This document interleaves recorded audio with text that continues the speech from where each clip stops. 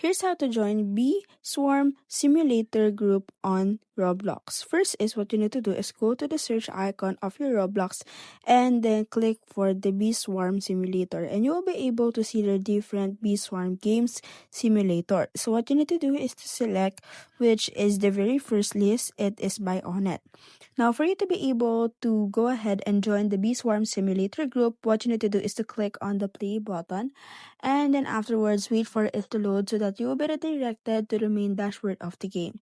Take note that some servers may take it slow before you will be going ahead to the main dashboard, so you have to check your network first. And then afterwards, once you're already redirected to the game, just go ahead and click on the X options when there is a tutorial. Tutorial comes when you are a first time user. Now, for you to be able to go to a group, what you need to do is to go ahead and walk down to this circle. So as you can see, I am now walking to the circle, and then afterwards you have to wait for a few seconds until you claim the Hive group.